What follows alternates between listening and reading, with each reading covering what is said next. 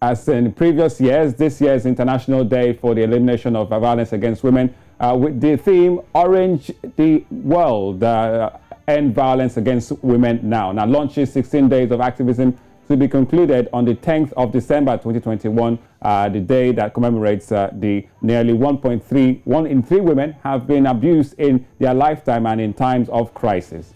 Now, as the numbers rise, as seen during the COVID-19 pandemic and recent humanitarian crisis, conflict and climate disasters. Now, violence against women occurring offline is replicated and intensified through digital means, and there is a need to raise awareness of online violence against women and girls. Now, we have joining us this morning to discuss this virtually Dr. Maimuna Yusuf Kadri. She is a doctor and a mental health expert. Dr. Maimuna Yusuf Kadri, good morning. Welcome back to Breakfast Central. Now, how would you rate the support given to the protection of the rights of women in Africa? Thank you very much. It's always nice to be a part of the New Central family. I have started that, which is, of course, look at my orange card, means that orange the world, and by creating awareness, start with you. So guys in the studio, from tomorrow, if you failed today to start that, at least a touch of orange, just to let people know that this is a movement that each and every one of us need all hands on deck to ensure there's elimination of violence against women and girls. Of course, the statistics are telling us 1 in 3, but during this COVID-19, we have seen an exponential increase. 11 million girls are not going to be able to go back to school, which means that these girls will be exposed to early child marriage. Over 47 million women have gone back to poverty level, which is the progress we have achieved in eliminating violence against women and girls. We are seeing that going back again because of the COVID-19. So what do we need to do, whether online or offline? Media awareness, which I'm happy that you are also be part of, intensify sensitization, get everybody on board, ensure that voices are being amplified. Then, of course, the voices of the survivors, we also get them on board to come and talk about their stories, because we know how impactful stories are. And of course, get government. I love the fact that last year during the COVID-19 lockdown, I was able to be part of the Nigerian Government Wives Forum. They've taken up that baton to make sure that gender-based violence is radically reduced, if possible, eliminated. So get everybody on board, the CSO organizations, so that at least if we keep talking about it, if we normalize this conversation, we will surely see traction.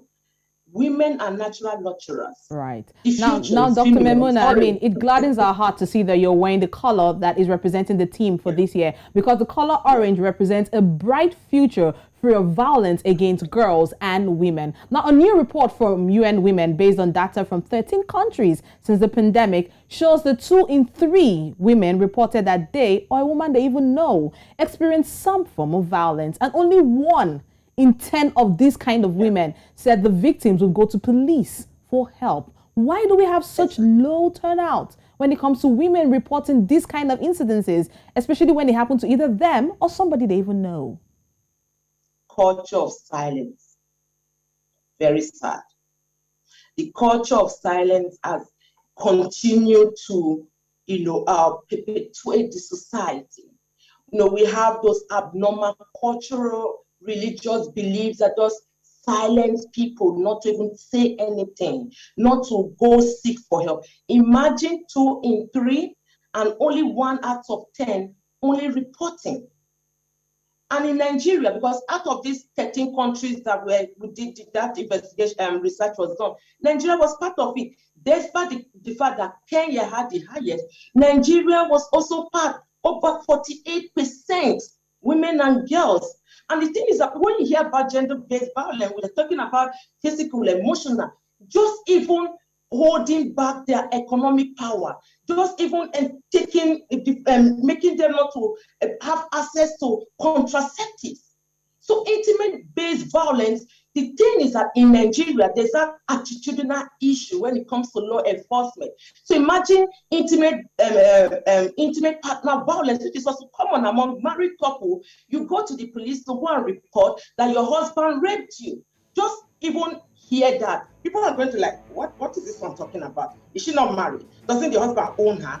Is he not paid the bride price? That is not what we are talking about. We are talking about dignity. We are talking about inclusion. We are talking about equity. We are talking about the fact that they also have the right, the power to say no. No is no. All right, Dr. Maimuna, while pervasive this gender-based violence continues, it's not inevitable, but it can and must be prevented. The question is, for us, we as Africans, how? You mentioned that it's a bit cultural and societal. So where do we start from to begin to unthread this culture and society from suppressing females, from suppressing young girls, from suppressing women? It starts with us. It starts from me, it starts with you, it starts with everyone. It goes back to the parenting, intentional parenting, changing the narrative, talking to our girls, empowering them, amplifying their voices, listening to them, not talking down on them, and letting them know that they are enough, they are important, they matter. Because the truth is that the way we are also culturally grooming our girls, we are grooming them for marriage. We are grooming them that, that is the end, at the end of the day, kitchen, to be domesticated. It's all good, but the truth is that in as much as we are doing that, we must also include our boys. Boys shouldn't be left out. Because if you groom prim and proper girls for idiotic boys, the equation will never be balanced. So everybody must be included. No one should be left behind. So it has to come from us. And of course, schools should also incorporate those policies that will encourage, all inclusiveness, equity, diversity, and inclusiveness. And of course, the government, because we all keep saying government. Let's start with all. In our own little corner, from the families to the schools to our religious organization, because every church, every mosque has a teen children's corner. So imbibing those kind of policies, and of course education and training and sensitization, then of course making sure that the government, all the policies that we all have, we always have beautiful laws in Nigeria, get them implemented and executed. So when anybody is found wanting, that person, the law will definitely, justice must be served. Because we're not just talking about just now.